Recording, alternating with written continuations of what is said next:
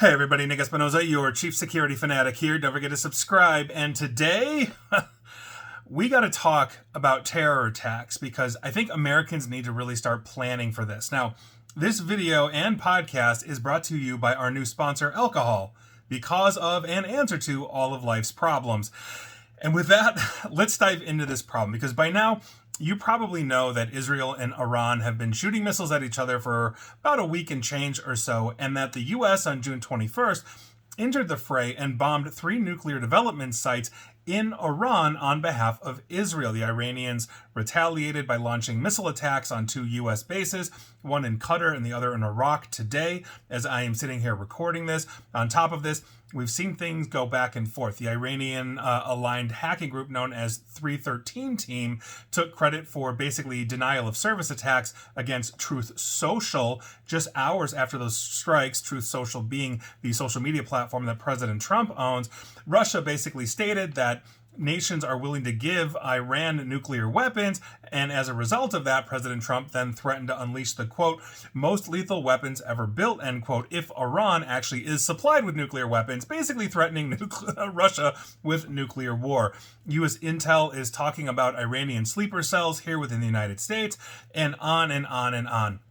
It has been absolutely chaotic the last couple of days. And in my day job in cybersecurity, we quantify not just cyber risk, but also political risk and financial risk as it aligns with security, cybersecurity, all these kinds of things. And so this is like 80% of my conversations today. So here's the thing.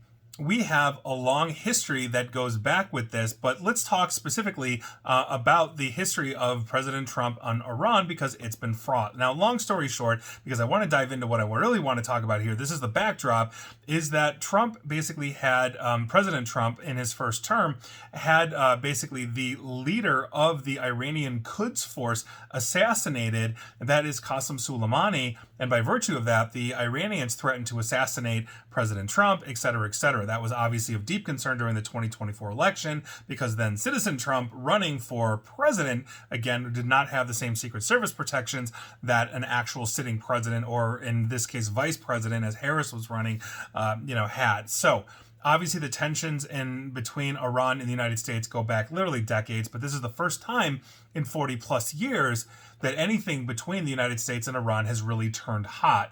And that's where we're going to begin because North America, but primarily the United States, and North America is very interconnected, Canada, US, Mexico, but the United States is what we're focusing on here, has to start planning for terror attacks.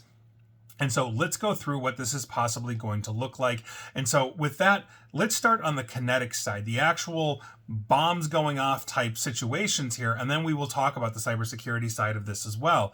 And so if you look at it, the United States itself is a vast surface area for attack, both kinetically and technologically. And so when we are looking at it, and I've talked about this constantly on this show, water and wastewater districts across the United States, there are over 50,000 of them, they're wildly insecure and underfunded. So poisoning or disruption of critical water supplies to major cities could potentially kill thousands or more. And for the record, cities across the country from New York to LA are now on heightened alert as a result of this Iranian situation. But there are tons of water districts in small municipalities that don't have the funding or the 9,000 plus police that, Los Angeles has, or terror response units that both LA and New York have, and on and on and on. So the next one would be things like bombing or disabling of the electrical grid would cause panics within a region if they were performed.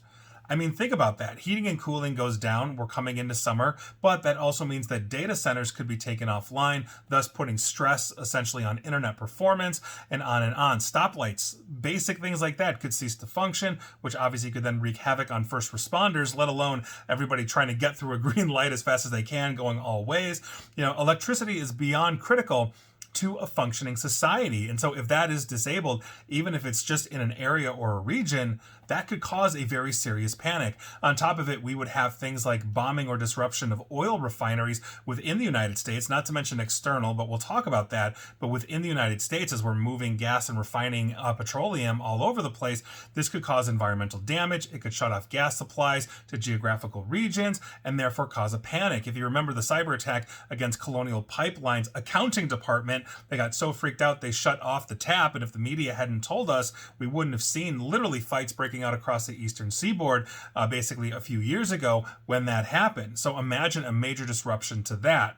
On top of it, bombing Wall Street or the financial markets could disrupt the economy here in the United States. It could spook investors. It could even lead to panicked runs on banks. And for the record, the Iranians actually tried a cyber attack against Wall Street years ago, but were caught before they could actually crash the markets. So they're up for that. They really are. On top of it, we have political assassinations. So I think, and if I'm going through this from a political standpoint, and again, I don't like talking about politics if you're a longtime listener of this, but I think that if the Iranians started assassinating political leaders, they're most likely going to focus on President Trump's party, like Republicans or MAGA Republicans, whatever you want to call them, and those would be the leadership that would be within easier reach. Like members of Congress would be much easier to hit than a president, or let's say local state officials like a governor or a secretary of state in what would be considered like a Trump-friendly MAGA state. Those kinds of things. That is of deep concern. I mean, the president is very well guarded. A phalanx of cybersecurity around the president, the vice president, and the upper cabinets. But if you're just, the secretary of state, you have what, state police maybe at best? So these are deep concerns that we should have. On top of it, we've got basically bombing of public places. That strikes fear into citizens. It keeps everybody home. Nobody wants to go out, which means the economy becomes depressed because nobody buys anything, or everybody just orders from Amazon, which might be great for them. But imagine some kind of terrorist attack or massive explosion at like a Dodgers game, or, we just had the Oklahoma City play in the NBA Finals against the Pacers. Thunder, the Oklahoma City Thunder. I couldn't even think about it. Anyway, imagine a bombing of, the NBA Finals. We just went through the Stanley Cup, so those are the things. Or the Mall of America, or any major shopping mall in an urban area. Monuments, there's a million monuments in Washington, D.C. Imagine basically bombing one of those, the symbolism of that, or Mount Rushmore, or something along those lines. These things are very viable targets for terrorists. Remember, their goal is to instill terrorism. Not to mention, kidnappings of leaders could also occur, like ISIS-style videos as a result of that, as they are forced to have confessions then executed live. You think I'm going dark, but this stuff happens in the world, and we've never really seen it here in the United States like this, but the Iranians are here, and we'll talk about that in a second. Now, on top of the kinetic stuff, like the kidnappings and bombings, there's obviously the cyber attack stuff where they can really just be anywhere and launch cyber attacks. And we just saw, as I mentioned earlier on, a cyber attack against Trump's social media platform, Truth Social. And so here we are. But a cyber attack that causes a loss of electricity or water and wastewater, as I mentioned above. The Russians in 2014 hit a nuclear power plant in Ukraine and shut it down. Well, imagine if the Iranians could hit a nuclear power plant, shut it down, or melt it down. I mean, these are things that are real possibilities. Not to mention traditional communication systems could be cut off. Many of those actually now rely on the internet to make connections. Like old copper wire basically gets converted into data and then moved across, but those could be disrupted as well. Satellite services could be disrupted. We're seeing that in the Ukraine war as well, where the Russians have claims to basically hit and compromise satellites. The Ukrainian side has compromised satellites, and on and on. But satellites is a huge, huge issue. I recently did an interview on just the lack of laws in space, and that's a huge problem. On top of it, we could have disruptions of apps or cloud services. I mean, think about Microsoft. They've been hit by the Russians previously. The Russians are allies of Iran. The Iranians have basically a very robust cyber army. So these are things that are very possible in happening. It's not just Microsoft. It could be Amazon. It could be any major infrastructure. I mean, look at the Mirai attack when it hit the eastern seaboard of the United States. It took down like half of everything because Amazon is so huge. You can walk into like a Walmart or a Home Depot or a Starbucks or a Target or any one of these because the credit card machines wouldn't work because the internet was down because AWS was down. So these are things that we have to talk about. Not to mention local governments could possibly go down, which means first responders may not be able to respond quickly when all the stoplights turn green. Those relying on government services could potentially be out of luck for an extended period of time. It depends on basically how well the local municipalities defend themselves. And I've been in multiple local municipalities. They're not that good because they oftentimes don't fund this. They're running antiquated technology. And obviously there could be more things that happen here. So the question then becomes, what does the U.S. response look like to this internally? Because we've been used to external threats, right? But internal like this at this level is something we potentially have to plan for. And for the record, I hope it never happens. I hope this is completely wrong. And I look back at this in 2 years and think, Nick, you were an idiot for making this, this video and podcast. But quite frankly, we got to talk about it, because if you're looking at DHS, Homeland Security, or FBI, Federal Bureau of Investigation, or CISA, which is part of DHS, Cybersecurity Infrastructure Security Agency, they're all going to raise alert levels. They're all going to attempt to harden infrastructure in the same way local law enforcement from New York to LA is. But here's the thing.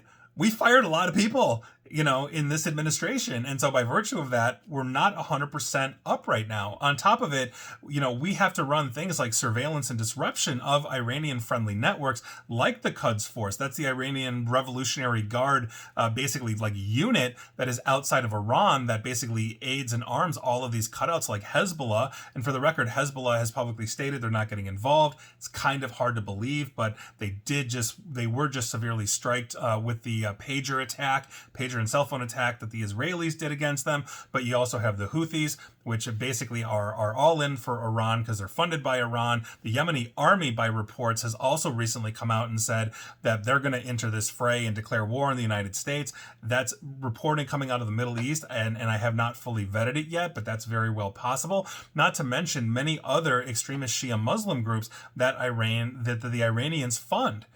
We have to surveil and disrupt all of this if we're going to protect the homeland, right? On top of it, what's been in the news often lately, the last few months, has been immigration and, vetting and all this kind of stuff. So immigration and visa screening is going to get turned up to 11, even more so than it is right now. And so obviously there's possibly less vetting before deportation, all this kind of stuff. So people could get potentially caught up in that. And then there's the FISA courts, right? The secretive FISA courts, they can be used to expand surveillance against the general population. They've already talked about targeting Iranians or possibly Iranian Americans that are here that could be offering material or logistical or even terror support to basically their country of home, and on and on and on.